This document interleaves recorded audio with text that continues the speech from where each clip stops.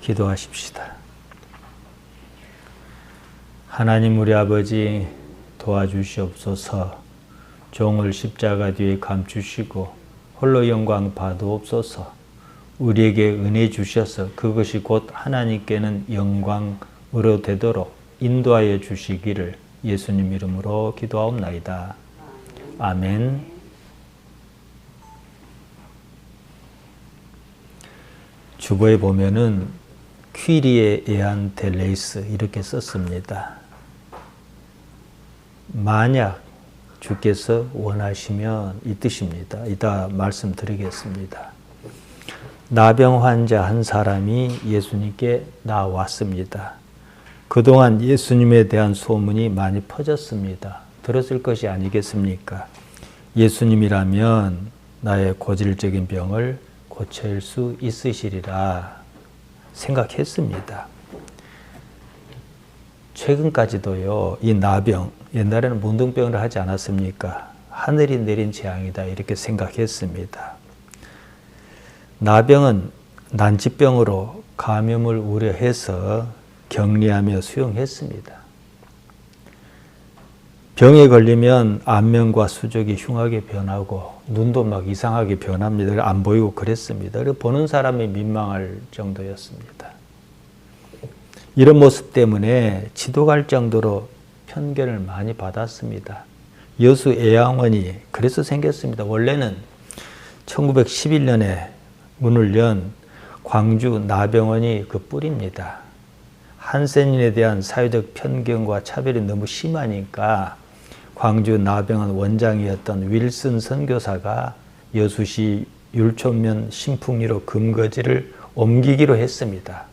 그때 600여 명이 지금 애양원 자리로 이주했던 거예요. 그래서 두 번째 목사가 손양원입니다.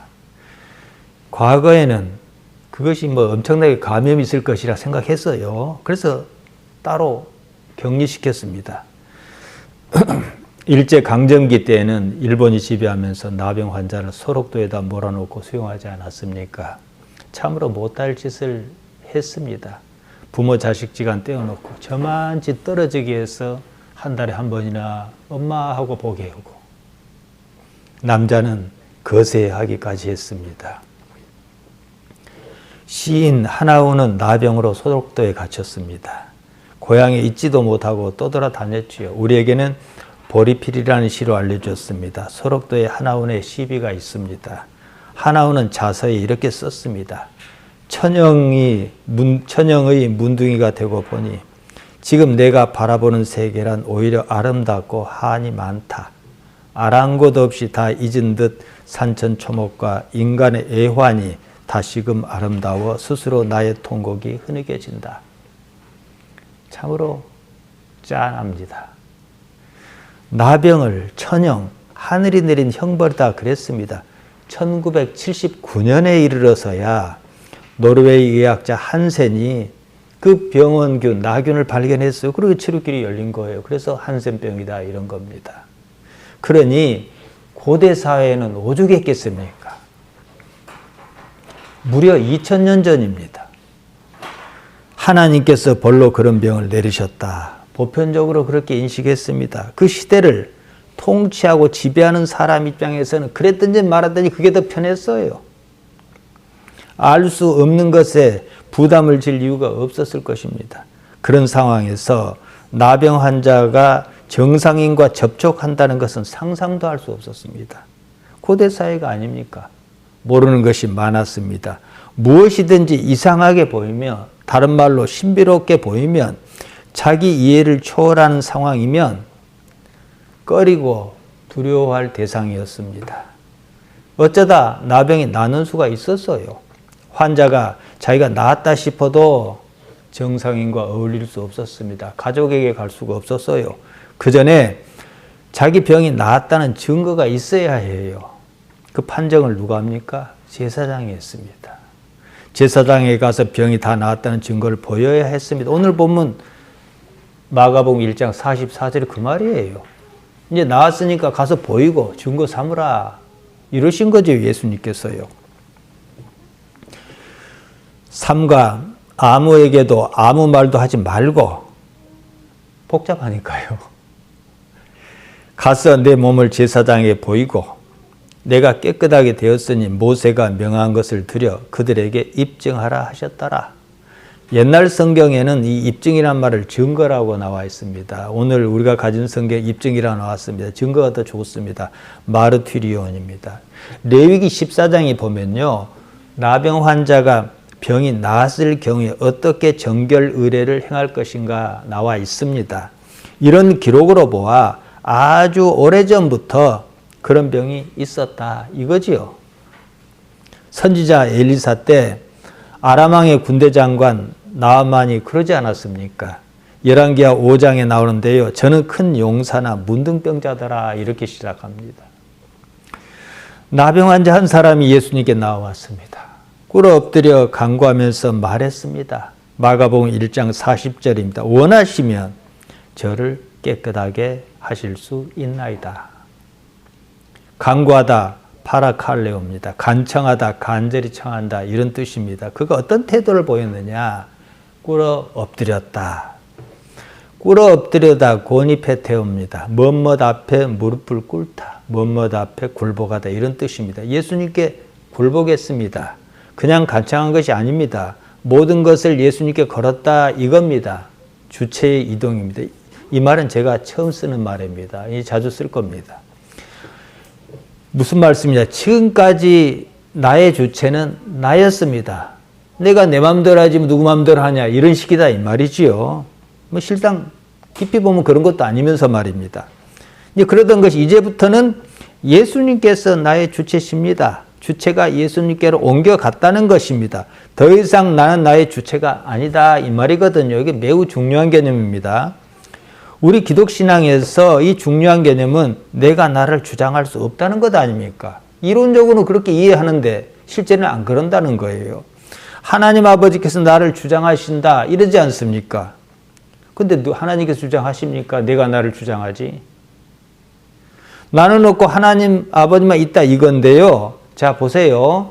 사람의 아들을 보세요. 겟세마네 동산에서 십자가를 앞두고 고민하시면서 기도하셨습니다. 이거 십자가의 원리, 곧 로고스입니다. 제가 예배 시작하면서 고린도전서 1장 18절을 읽어드렸습니다. 십자가의 도라고 번역한 말이 로고스입니다. 이게 십자가의 원리라는 거예요. 당신을 주장했을 것 같으면은 십자가를 질 이유가 없어요. 왜냐? 십자가가 좋은 게 아니잖아요.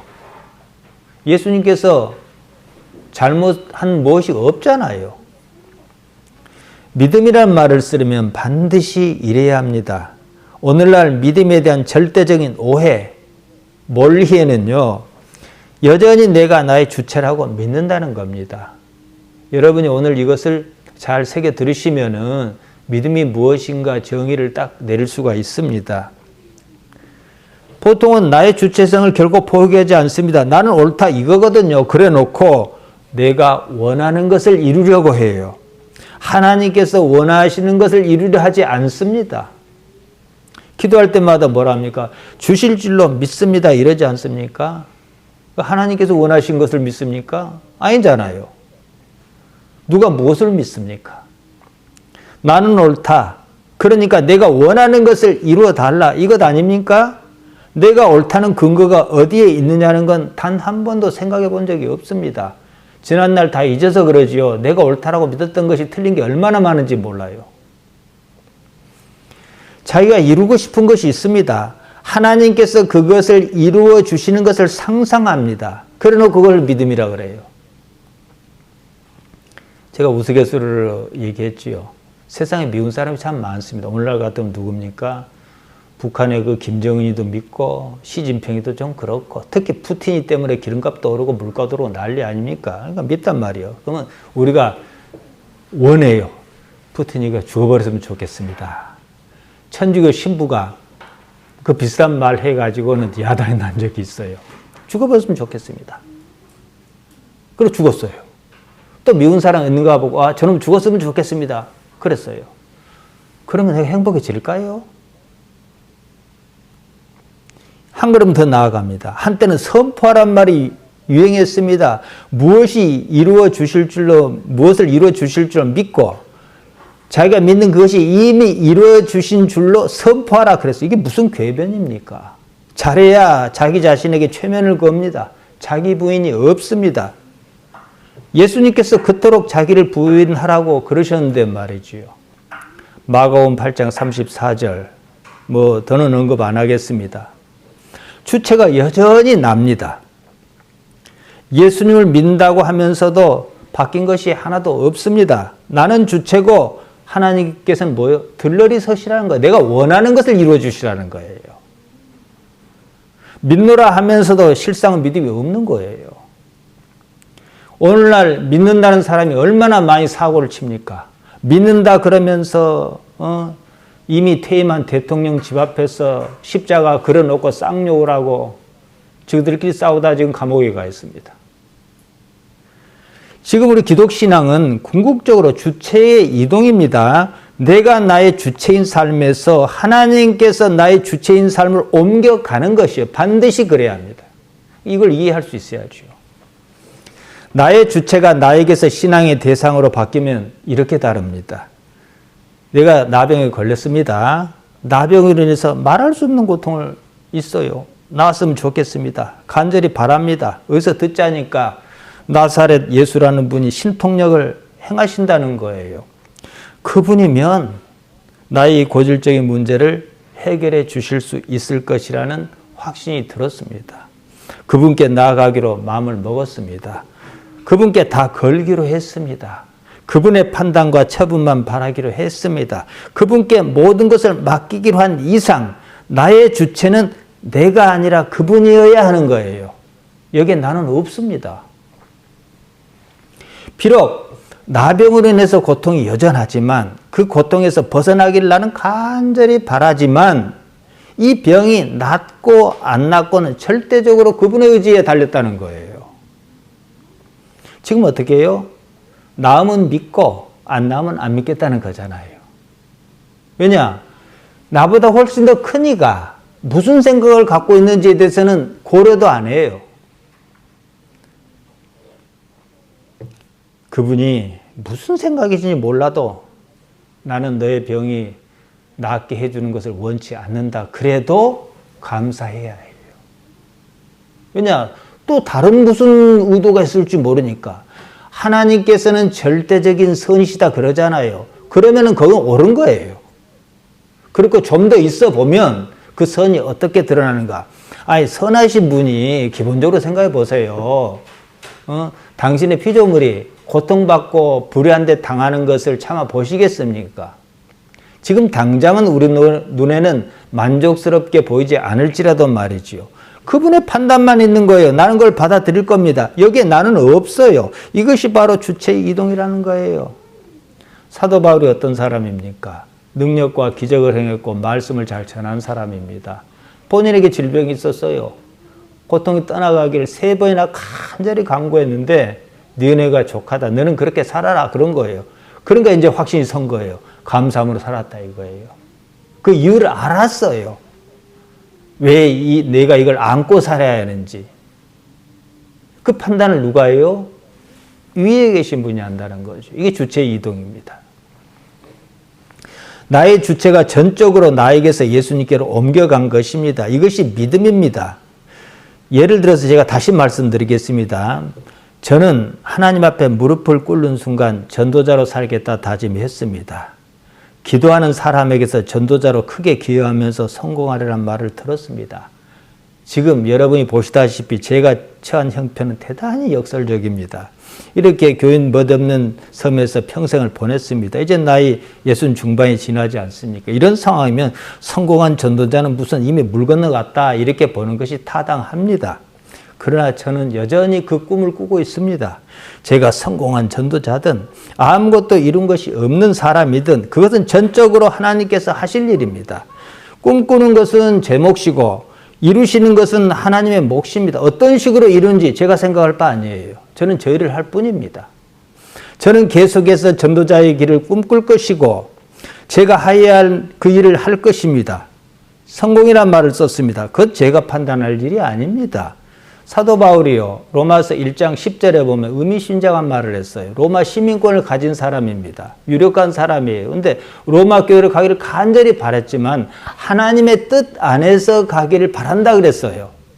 하나님의 뜻이 하나님께서 어떻게 인도하시는 길이 아니면 내가 바라는 그걸 안 한다 이 말이에요. 주체가 자신이 아니라 하나님이다 이거죠. 이건 적어도 이해를 해야 해요. 제가 어느 날 꿈꾸던 글이 이루어졌다 그럽시다. 그런 상황이라면 제가 그 일을 이룬 것입니까? 아니지요. 얘가 잘나서 한 겁니까? 아니지요. 하나님께서 이루신 것이 아니겠습니까? 요셉이 그러지 않았습니까? 아론의 마른 지팡이에서 우미 돋고 싹이 났다 그럽니다. 이제 하나님께서 함께 하신다는 증거로 그렇게 하셨지요. 전혀 그럴 수 없는 상황에서 그런 일이 일어났다는 거죠. 이것이 무엇을 말합니까? 전적으로 하나님께서 하신 일이란 증거로 삼으려고 그러신 것이 아니겠습니까? 주체 이동, 곧 주체가 자연 현상에서 하나님께로 이동했다는 것입니다. 나아가 하나님께서 자연의 주체시다. 이것을 보여주신 거지요. 우리가 믿음이란 말을 쓸 때는요, 이 점에 주의해야 합니다. 내가 믿는 것이 이루어지는 것이 아닙니다. 내가 믿는 것은요, 이루어지지 말아야 합니다. 내가 믿는 믿음의 대상은 하나님이십니다. 그분의 의지가 어떤 식으로 나타나는 것을 믿는 거예요. 그분의 의지가 내 마음에 들고 들지 않고는 전혀 상관없습니다. 나는 없고 그분만 있는 주체가 이동하는 것을 의식하는 것, 이것이 내가 할 일이에요. 이 의식이 나의 주체입니다. 이 의식이 소마, 몸에서 자라서 결국은 푸뉴마, 영으로 자리 잡는 것, 이거 영성입니다. 지난 시간에 말씀드렸죠. 여기서 이 육체, 사르커스는 더 이상의 힘을 쓰지 못합니다. 영혼의 세계는요, 사르커스가 없어요. 나병 환자가 예수님께 이렇게 말했습니다. 원하시면 저를 깨끗하게 하실 수 있나이다. 원하시면 에안 델레이스입니다. 에안은 만일 무엇이라면 이런 뜻입니다. 델레이스는 원형이 델로인데 2인칭 단수 현재형으로 쓰였습니다. 무슨 말이냐면 만일 당신께서 원하시면, 만일 당신께서 하시고자 하시면 이런 뜻이에요. 당신의 의지입니다. 이 뜻이에요. 나를 깨끗하게 하시는 주체가 당신이시다. 나의 이 병이 낫기를 바라는 것도 당신이고, 이게 중요해요. 나도 바라지만 당신이 바라야 해요. 그래서 뒤에 뭐라 나옵니까? 내가 원하노니 이렇게 나오잖아요. 낫게 하는 것도 당신이시다 이거거든요. 예수님께 전적으로 의지했다, 귀의했다, 아예 내맡긴 것입니다. 지금 여기까지는, 예수님 앞에까지는 내가 원해서 왔습니다. 하지만 이런 불행한 상황에서 벗어나기를, 병이 낫기를 원하는 그 주체는 이제부터는 내가 아니라 당신이십니다. 이거예요. 내가 이 몹쓸 병에서 벗어나기를 바라서 당신 앞에 온 것은 사실입니다. 이제 병이 낫기를 바라는 것도, 병이 낫는 것도 모두가 예수님께서 원하셔서 하실 일입니다. 이거예요. 그리고 예수님께서 내가 원하노니 그러셨잖아요. 네가 원하노니 안 했단 말이에요. 내가 원하노니. 그건 내 병이다 이거죠. 설령 병이 낫지 않는다 해도 그조차 예수님이라는 뜻이에요. 나의 고통이 예수님의 고통으로 변하는 순간입니다.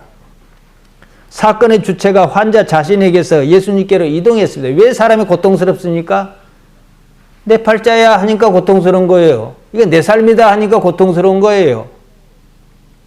성경에서 말한 믿음이 이겁니다. 제가 말재주가 없어서 더는 설명을 못 하겠습니다. 제가 과거에 믿음이란 말, 피스티스를 수도 없이 말씀드렸습니다. 신약 성경에는요, 믿음이란 말이 없습니다. 신약 성경은 헬라말이 원문 아니겠습니까? 그럼 헬라말을 살펴야죠. 믿음이라고 번역하는 말은 피스티스입니다.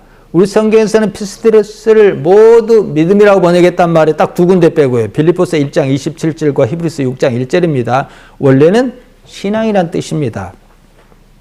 뭐 그게 아니냐 그러는데 우리 언어의 어감을 생각해야 해요.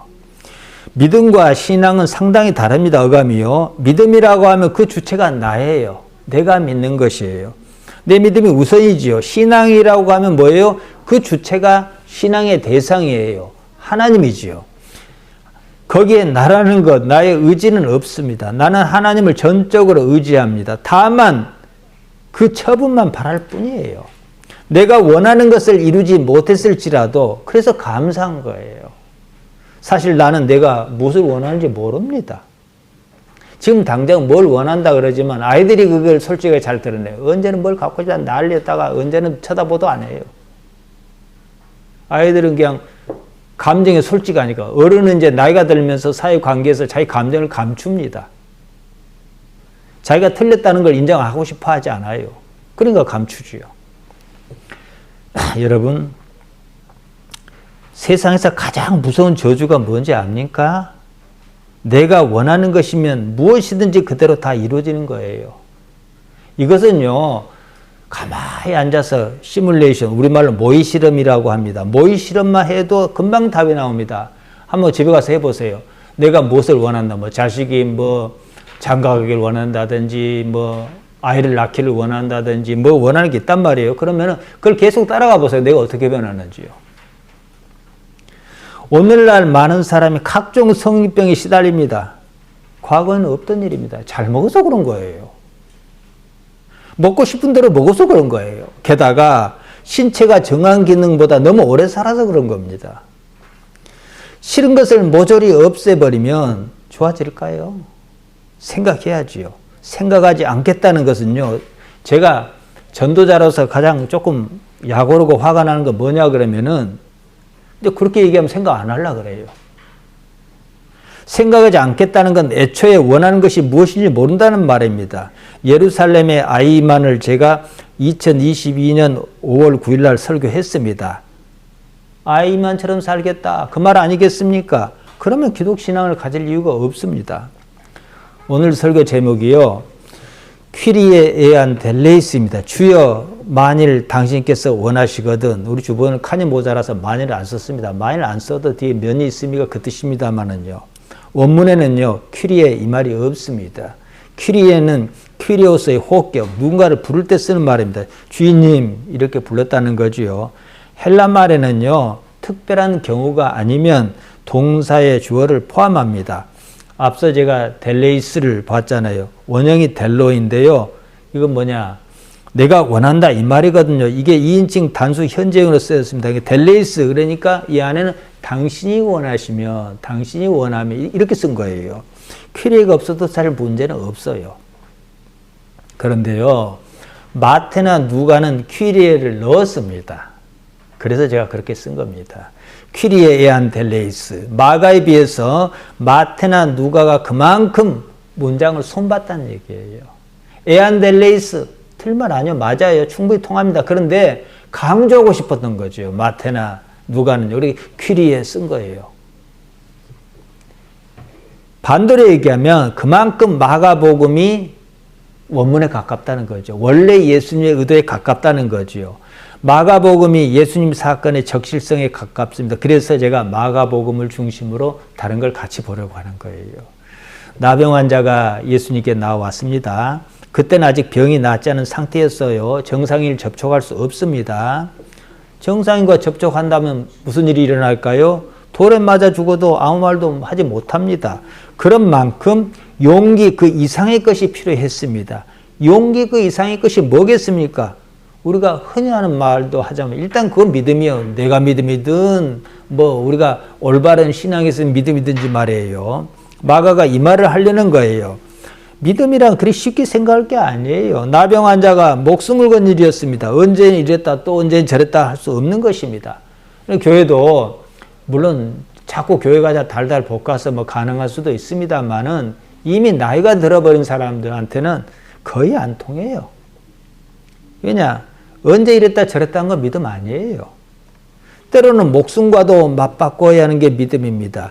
예수님께서 바로 이런 상황에서 응답하셨다는 사실입니다. 나를 깨끗하게 하신 주체가 누구냐?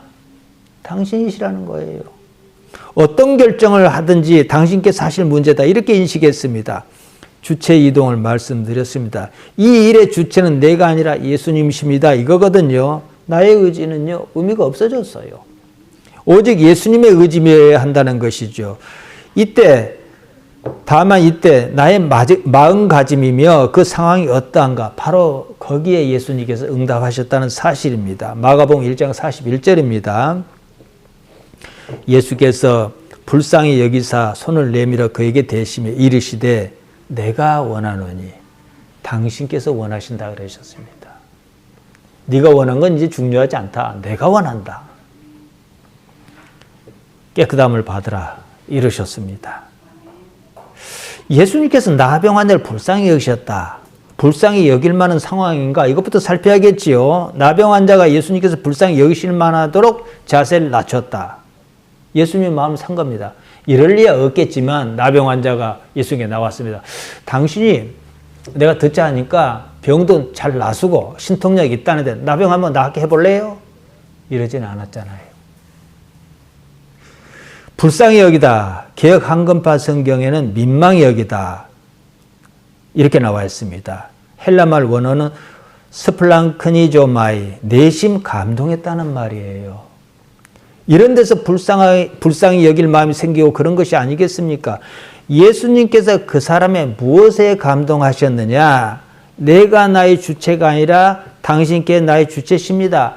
자, 여기서 봅시다. 이 사람이 예수님께 나왔어요. 나왔습니다. 접촉했다는 거예요. 가까이서요. 예수님 손도 대셨잖아요. 만약에 병이 낫지 않고 우야무야 됐다면 이 사람 돌에 맞아 죽어요. 목숨 걸고 온 거예요. 다른 예를 들어서 말씀드리면 여러분 이해하실 거예요. 예수님께서 예루살렘으로 가실 때였습니다. 예수님께서 사마리아와 갈릴리 사이로 지나시다가 한촌에 들어가셨습니다. 나병 환자 10명이 멀리 서서 예수님을 향하여 소리를 높여서 왜 멀리 섰어요? 제가 말씀드렸죠. 나병 환자는 정상인과 가까이 할 수 없었습니다. 소리를 높여 이렇게 말하는 거예요. 누가복음 17장 13절입니다. 예수 선생님이여 우리를 긍휼히 여기소서. 예수님께서 그들을 보고 말씀하셨습니다. 원격 치료를 하셨어요. 가서 제사장에게 너의 몸을 보이라. 이 사람들이 예수님께서 말씀하신 대로 제사장에게 보이러 가는 중에 깨끗해서 병이 나와버린 거예요. 달리 보면요. 아직 병이 낫지 않은 상태에서 제사장으로 가려고 했다는 거예요. 갔다는 거예요. 그들 남도 대단한 믿음이 아니겠습니까? 제가 이 믿음과 아까 그 믿음을 구분하라는 거예요. 근데 되게 보면 이걸 막 믿음이라고 그런 거예요. 이것만. 제사장에게 몸을 보이러 갔는데 병이 그대로 어쩔 뻔했겠습니까? 이걸 믿음. 이건 이제 내가 믿음인 거예요. 그런데 어디가 이상하지 않습니까? 우리가 오늘 본문에서 보는 마가복음과는 조금 다릅니다. 그들은 그것으로 끝이었습니다. 한 사람 말고는요. 사마리아 사람 한 사람만이 하나님께 영광을 돌리며 예수님께 나왔다고 합니다. 예수님께서 그 사람에게 이리 말씀하셨습니다. 누가복음 17장 17절입니다. 10사람이 다 깨끗함을 받지 아니하였느냐? 그 9은 어디 있느냐? 어디 있겠습니까? 집에 있겠죠. 아픈 대목입니다. 9의 믿음은 자기 믿음이었어요. 오늘날 이걸 구분을 못해요. 그래서 그냥 속에서 믿어지게 하려고 내가 못 믿어서 그런다고 믿습니다. 이 생떼를 쓰는 거죠. 제가 그동안 안 쓰던 말을 하였습니다. 주체 이동. 오늘 본문에 나타난 나병 환자의 비교해보면 확연한 차이를 느낄 수 있을 것입니다. 9명의 주체는 여전히 자기 자신이었습니다. 저기 어떤 사람의 도움을 받아서 신통력을 입어서 병이 나았을 뿐이에요. 그럼 그 사람이 지금도 살아있습니까? 주체가 예수님께로 옮겨가지 않았습니다. 이들의 목적은 병이 낫는 것이었습니다. 그 목적을 달성했으니 예수님이 더 이상 필요 없어졌죠. 예수님께서 나병 고치시려고 오셨습니까? 내가 어째서 이런 병에 걸렸고 또 나았지? 이런 게 없었다는 거예요. 내가 병에 걸린 이유가 무엇이지? 생물학적 이유가 아니에요. 우주적 이유를 말하는 겁니다. 그들의 관심은 그저 당장의 문제를 해결하는 것 뿐이었습니다. 영원이고 뭐가 없었어요. 병만 나왔습니다. 조금 더 있다 도질 수도 있겠지요. 예수님께 나온 사마리아 사람이나 오늘 본문의 사람이나 이들의 공통점은요. 병은 단지 예수님께 나오게 하려는 매개였다는 사실입니다. 우리가 삶이 힘들어요. 힘든 건 왜요? 예수님께 나오게 하려는 거란 얘기지요. 다른 이유는 없어요.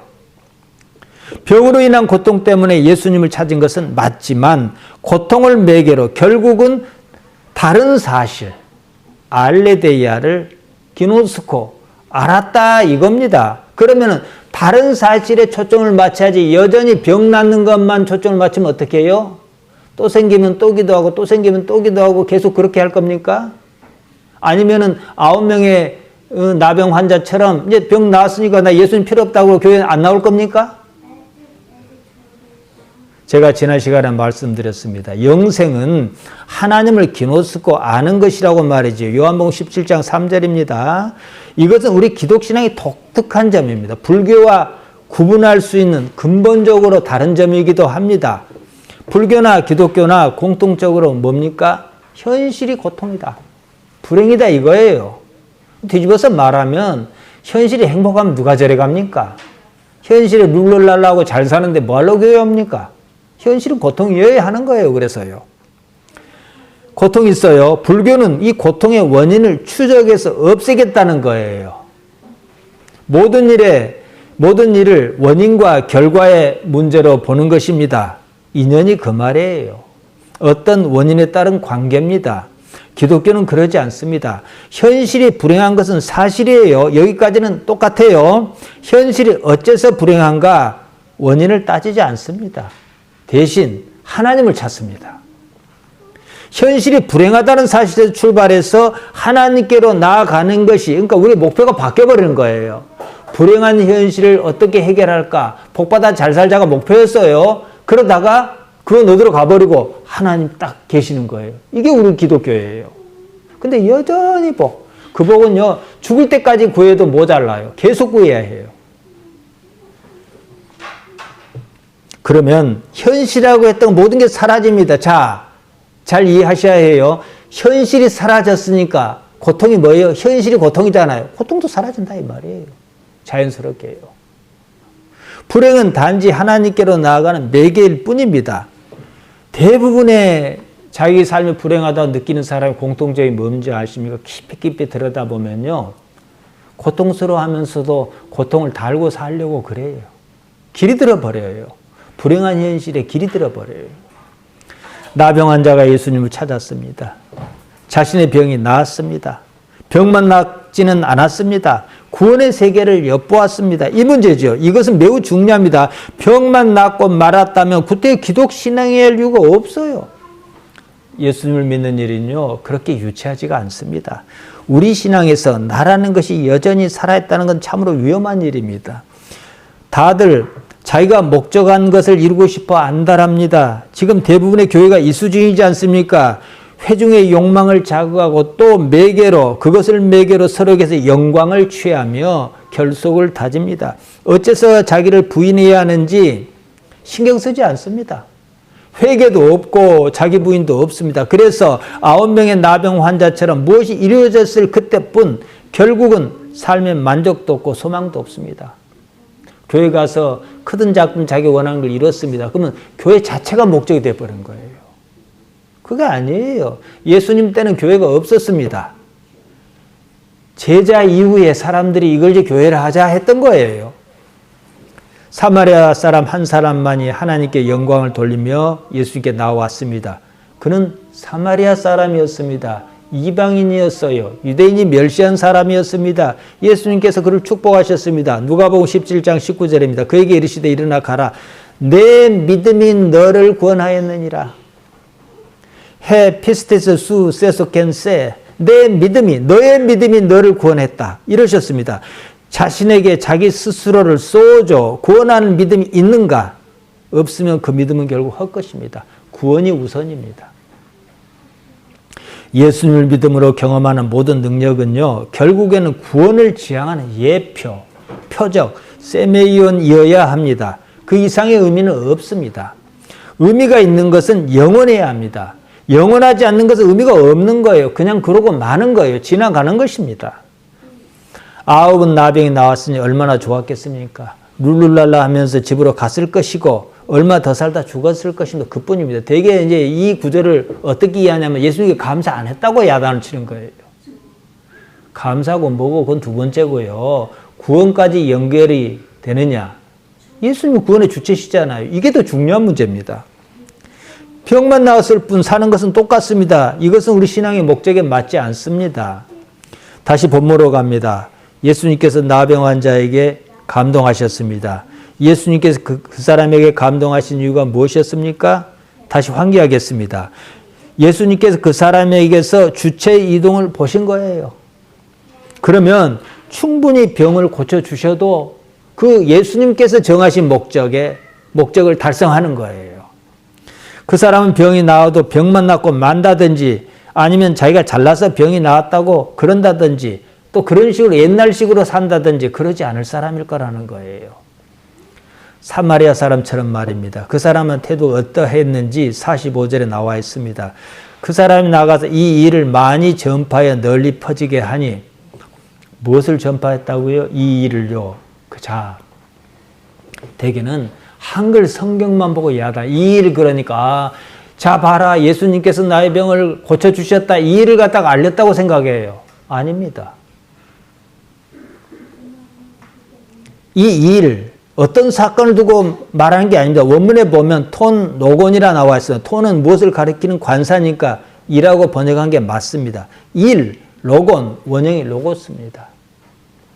로고스가 뭡니까? 주로 말씀이라고 번역합니다. 이 말씀이란 말도 참 그래요. 참 아는 듯 하면서 모르는 말로 쓰입니다.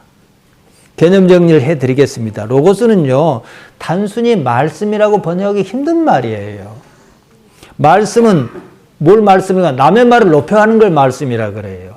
제가 한 말씀 드리겠습니다. 이렇게 쓰기도 하고 선생님께서 말씀하시면 이거잖아요. 그게 뭐 어쨌다는 거예요. 로고스의 원래 의미는요, 하나님의 이치 내지는 하나님의 생각 또는 하나님께서 생각하시는 불변의 계획 아니면 무슨 섭리 혹은 원리 이런 의미입니다. 그래서 우리 성경에는 종종 도라고 번역하기도 해요. 그래서 고린도전서 1장 18절 십자가의 도 이게 로고스라고 제가 말씀드렸습니다. 요한복음 1장 1절 어찌 나옵니까? 태초에 로고스가 있었다 그럽니다. 태초부터 하나님께는 무슨 계획이 다 있었다 이 뜻이에요. 무슨 계획이요? 인류를 구원하시고자 하는 계획 말이에요. 따라서 나병 환자가 예수님 만나 병을 고치고 나서 전파한 이 로고스는 병이 나았다는 게 아니에요. 이게 번역 잘못한 거예요. 로고스, 하나님의 이치 내지는 하나님의 어떠한 원리, 하나님의 계획을 전파했다는 거예요. 사람들에게 가서 자 사람들아 내가 문둥병 걸렸는데 예수라는 분이 나를 고쳐주세요 이 얘기한 게 아니에요. 내가 병에 걸렸던 것은 하나님의 섭리가 있었다. 너희들 하나님 이제 인정하고 믿어라. 이 얘기예요 지금. 전파다 캐리스도 이게 또 그걸 보충합니다.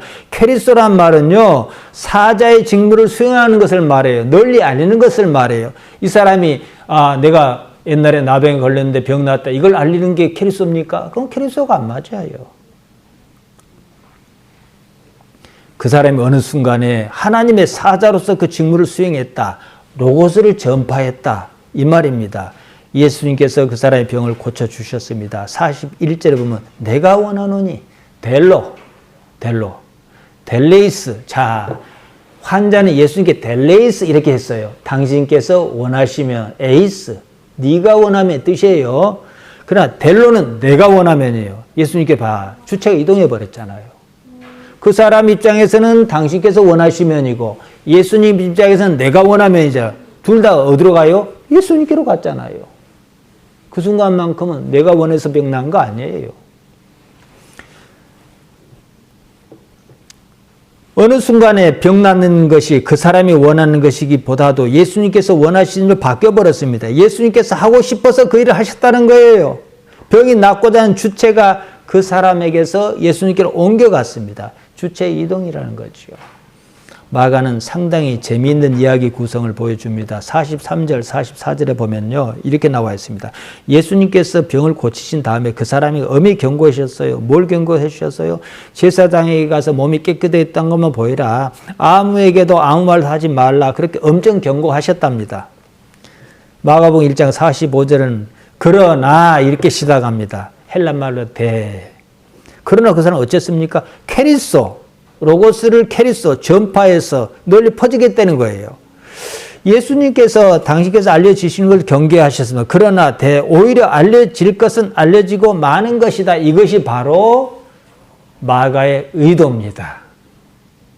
그러니까 예수님의 생각도 읽을 수 있어야 하고 마가의 생각도 읽을 수 있어야 하고 성경에 등장하는 사람의 생각도 읽을 수 있어야 능력이 있는 거죠. 예수님께서 엄히 경계하신 건 뭐예요? 요한복음 2장에 보면요. 물론 포도주를 만든 사건이 나오지 않습니까? 포도주가 떨어졌어요. 예수님의 모친 마리아가 어떻게 좀 해봤으면 했어요. 그때 뭐라 합니까? 여자여 그랬잖아요. 나와 무슨 상관이 있습니까? 내 때가 이르지 않았다는 거죠. 같은 의미입니다. 초반이잖아요. 초반. 요한복음 초반, 마가복음 초반. 때는 언제요? 끝판에 나오는 거죠. 그럼에도 불구하고 복음이 퍼져나갔다는 사실입니다. 복음이라는 것은요, 옳은 거기 때문에 아무리 단속해도 퍼져나간다. 마치 겨자씨가 요만하지만 크게 커서 새가 깃들일 정도로 커지지 않느냐. 이런 복선이 깔려 있다는 거죠. 예수님께서는 마태복음 5장 14절에 이렇게 말씀하셨습니다. 산 위에 있는 동네가 숨기지 못할 것이다. 그러셨어요. 복음의 이치가 이랬다는 거예요. 마가는 복음 전파가 숨길 수 없는 일이라는 암시를 주면서 역설적으로 강조한 겁니다. 그럴 수밖에 없다. 결국은 그렇게 된다. 이거거든요. 예수님께서 오직 바깥 한적한 곳에 계셨습니다. 그럼에도 사방에서 예수님이 나왔다. 그 목적이 어디 있든지 간에 말이에요. 복음이 어떻게 퍼져나는가 보라. 이게 바로 마가의 의도입니다. 믿음은 나의 주체가 누구냐는 인식에서 출발하면 이것이 바뀌지 않으면 아무것도 이룰 수가 없습니다. 우리가 이제 하나님을 좋아하고 사랑합니다. 믿어요. 하나님 아버지를 믿습니다. 그러면 진짜 믿음이 있는가 없는가를 구분하는 잣대가 있어요. 지금 내가 특별하게 무슨 어긋난 것도 없고 잘못한 게 있는 상황은 아니잖아요. 그러면 내가 하나님을 정말로 사랑하면은 이 삶은 하나님께 주셨구나 생각이 들어요. 그럼 감당이 가능해요. 그러니까 이 삶이 힘들긴 해도 그렇게 싫지는 않아요. 근데 하나님을 안 믿으면요, 이 사람은 싫어요. 삶을 싫어하면 하나님을 싫어하는 겁니다. 왜 남들은 다 잘 사는데 나는 왜 이래? 이렇게 나가지요. 내가 나의 주체인 종교는 기독교가 아니에요. 바로 우리 곁에 있지 않습니까? 무교가 그러지 않습니까? 무교는요, 내가 원하는 그것을 이루기 위한 종교예요. 우리는 과거에 그랬습니다. 그렇게 시작은 했을지라도 이제는 그조차도 나와 함께 버렸습니다. 그리고서 영원의 주체이신 하나님을 이루려 한다는 거예요. 이 삶에서 반드시 이루어야 합니다. 사도 바울은 디모데전서 4장 7절에서 경건을 연습해라 그랬습니다. 경건을 훈련해라, 김나죠. 연단해라, 단련해라. 어디서요? 이 삶에서 말이죠. 디모데전서 4장 7절과 8절입니다. 망령되고 허탄한 신화를 버리고 오직 경건에 이르기를 연습하라. 육체의 연습은 약간의 유익이 있으나 경건은 범사에 유익하니 금생과 내생의 약속이 내니라. 육체의 연습, 소마티케 김나시아입니다. 이게 이 성경 번역자가 또 이렇게 번역하면 곤란해요. 몸의 연습입니다. 소마티케, 이 소마티코스는요, 소마에서 온 말입니다. 사르크에서 온 말이 아니에요. 이러니까 성경 읽는 사람들이 막 헷갈려가지고 이랬다 저랬다 하는 거죠. 몸의 연습, 몸을 단련하라는 거예요. 소마는 삶과 관계가 있다는 사실을 진즉 말씀드렸습니다. 구원은요, 사르커스의 일이 아니라 소마의 일입니다. 지난 시간 말씀드렸습니다. 경건, 유세베기야는요, 하나님과 어떤 관련이 있는가 이 문제예요. 관계를 말합니다. 그러니까 하나님과 관계를 연달아라는 거예요. 어떻게 연달아요? 삶에서 이런 일 부딪히고 저런 일 부딪히고 이런 일은 좋고 저런 일은 싫고 그러잖아요. 이런 걸 통틀어서 소마를 김나시아 연단하라 이거거든요. 그러니까 사도 바울이 말한 것은 이 삶에서 하나님과 관계를 끊임없이 연단해라, 훈련해라 이거거든요. 이것이 바로 누인, 지금, 그리고 멜로, 오는 세계에 약속이 있다는 거예요. 우리가 진정한 복, 행복이라 말할 수 있는 건 뭡니까? 하나님께서도 그걸 원하신다는 거예요. 나만 포기하면 돼요. 하나님을 바라면서 말이에요. 그리고 나는 모르니까 일단 내가 원하는 것은 R일 수는 있어요. 모르니까요. 그게 맞을 수도 있고 아닐 수도 있단 말이에요. 하나님 아버지를 찾는 거죠. 정리하겠습니다. 우리는 절대자신 하나님을 그냥 하나님이라고 안 합니다. 하나님 할 때마다 아버지 하지 않습니까? 아버지란 관계를 말합니다. 영혼의 주체이신 하나님과 어떤 관계냐는 것입니다. 이것이 하나님을 기노스코 아는 것이고 영생이라는 거예요. 여러분 살면서 하나님을 생각하시기 바랍니다. 기도하십시다. 하나님 우리 아버지, 우리를 인도하시나이다. 홀로 영광 받으옵소서. 내 삶의 크고 작은 일에 하나님께서 아버지로서 어떻게 나타나시는가 깨어있어 의식할 수 있도록 우리를 도와주옵소서. 예수님 이름으로 기도하옵나이다. 아멘.